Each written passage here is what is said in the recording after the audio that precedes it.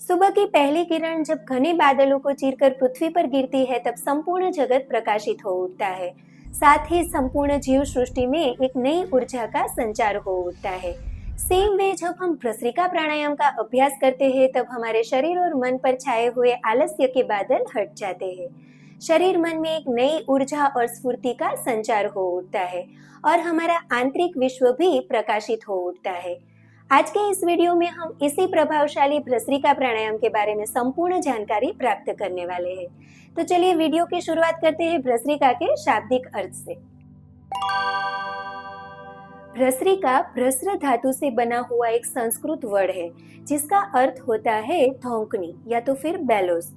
जिस प्राणायाम में लोहार की धौंकनी की तरह सांसों को तेज गति से लिया और छोड़ा जाता है उस प्राणायाम को भस्त्रिका प्राणायाम या तो फिर बेलोस ब्रीथ कहा जाता है।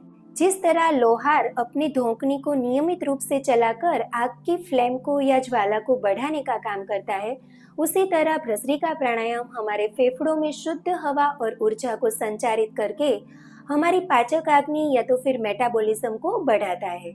साथ ही अशुद्ध हवा और टॉक्सिन्स को बाहर निकालकर बॉडी को डिटॉक्सिफाई करता है। शाब्दिक अर्थ जानने के बाद चलिए देखते हैं भस्त्रिका प्राणायाम को कैसे किया जाता है। भस्त्रिका प्राणायाम करने के लिए सबसे पहले किसी भी शांत और खुली जगह में स्पाइन को स्ट्रेट रख के सुखासन में बैठ जाए। हाथों को ज्ञान मुद्रा या चीन मुद्रा में अपने घुटनों पर रखें और अपनी दोनों आंखों को बंद करके सबसे पहले 3 से 4 गहरी सांसें भरें और धीरे धीरे छोड़ें।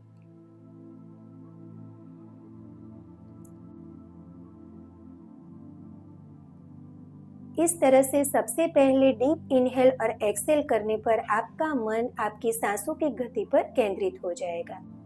जब आपका माइंड ब्रीथ पर फोकस्ड हो जाए तब आप भस्त्रिका प्राणायाम करना शुरू करें, जिसमें आपको दोनों नासिका छिद्रों से फोर्सफुल्ली एक ही झटके से फेफड़ों को प्राणवायु से भर देना है और फिर तुरंत बाद फेफड़ों को खाली करते हुए रेचक कर देना है।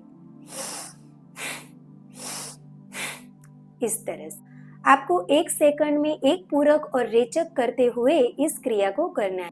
1 सेकंड में एक पूरक और रेचक करते हुए आपको 15 से 20 बार इस तरह से इसको रिपीट करते रहना है। इस एक रेचक और पूरक को एक स्ट्रोक कहा जाता है। इस तरह से आपको 15 से 20 स्ट्रोक शुरुआत में लेने हैं और एक राउंड कंप्लीट करना है। एक राउंड के कंप्लीट हो जाने के बाद 1 या 2 मिनट का रेस्ट ले और फिर से इसी तरह से 15 से 20 स्ट्रोक के 2 या 3 राउंड को रिपीट करें। भस्त्रिका प्राणायाम करते वक्त अपने पूरक और रेचक की गति, अवधि और रिदम को एक समान बनाए रखें। इस रिदम को बनाए रखने के लिए आजकल भस्त्रिका प्राणायाम को हाथों को ऊपर और नीचे मूवमेंट देकर भी किया जाता है। चलिए दोनों तरीकों से एक राउंड भस्त्रिका प्राणायाम का लेके देख जाते हैं। सबसे पहले हाथों को ज्ञान मुद्रा में घुटनों पर रखकर अभ्यास करते हैं।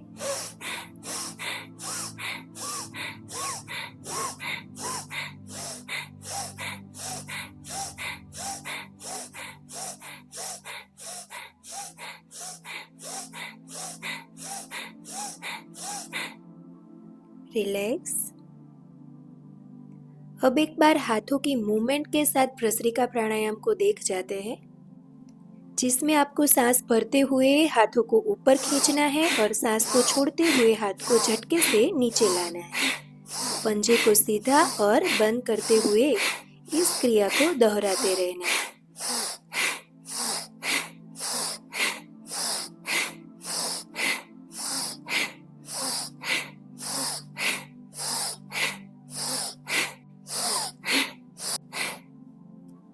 रिलैक्स। नॉर्मल ब्रीथ ले और अपने शरीर के अंदर हो रहे चेंजेस को फील करें। जब सांसों की गति और हार्ट रेट नॉर्मल हो जाए तब आप फिर से भस्त्रिका का दूसरा या तीसरा राउंड शुरू करें। शुरुआत में 2 से 3 राउंड इस तरह से 15 से 20 स्ट्रोक के ले और जब आप इतना सुखपूर्वक करने में समर्थ हो जाए तब 20 से 25 दिन के बाद आप इसकी गति और संख्या बढ़ाएं। तो फ्रेंड्स, इस तरह से रैपिड फास्ट ब्रीथिंग की वजह से हमारा पूरा बॉडी और माइंड एनर्जाइज हो जाता है। एक स्फूर्ति आ जाती है तन और मन में। साथ ही साथ ऑक्सीजन युक्त रक्त प्रवाह हमारे पूरे शरीर में तेजी से बहने लगता है, जिसकी वजह से विषाक्त द्रव्य या तो फिर टॉक्सिन्स जो है उनको बाहर निकालने में भी हेल्प मिलती है। भस्त्रिका प्राणायाम के नियमित अभ्यास से हमारे लंग्स और रेस्पिरेटरी ट्रैक्ट के मसल्स को अच्छा व्यायाम मिलता है। साथ ही वहाँ पर जो हीट जनरेट होती है वो क्रॉनिक इन्फ्लेमेशन को दूर करती है। रेस्पिरेटरी ट्रैक्ट, लंग्स या फिर साइनस में जो कंजेशन या कफ जमा होता है उनको भी दूर करने में ये हेल्पफुल होता है। सर्दियों में इस प्राणायाम को रोजाना करने पर आपको सर्दी, जुकाम, अस्थमा या साइनोसाइटिस जैसे रोगों में भी फायदा पहुंचता है। साथ ही ये डाइजेशन को इम्प्रूव करता है और माइंडफुल प्रैक्टिस होने की वजह से ये मेंटल क्लैरिटी को बढ़ाकर स्ट्रेस को कम करता है। चलिए अब देख जाते हैं किन लोगों को इस प्राणायाम को करते वक्त सावधानी बरतनी चाहिए। प्रेग्नेंट लेडी को इस प्राणायाम को नहीं करना चाहिए। साथ ही साथ जिन लोगों को हाइपरटेंशन, हार्ट डिजीज या फिर अस्थमा जैसी बीमारी है उन लोगों को भी भस्त्रिका प्राणायाम संभल कर करना चाहिए या तो फिर अपने चिकित्सक से परामर्श करके ही आगे बढ़ना चाहिए। स्वस्थ व्यक्ति को भी यदि प्रैक्टिस के दौरान चक्कर आने या फिर डिजीनेस जैसी तकलीफ होती है तो वहां पर ही आपको अपनी प्रैक्टिस को रोक देना चाहिए और नॉर्मल सांसों की गति पर आ जाना चाहिए। सो फ्रेंड्स, भस्त्रिका प्राणायाम के बारे में यदि आपको कोई भी सवाल उठता है तो हमें कमेंट बॉक्स में जरूर से लिखें। मिलते हैं अपने अगले वीडियो में। नमस्कार।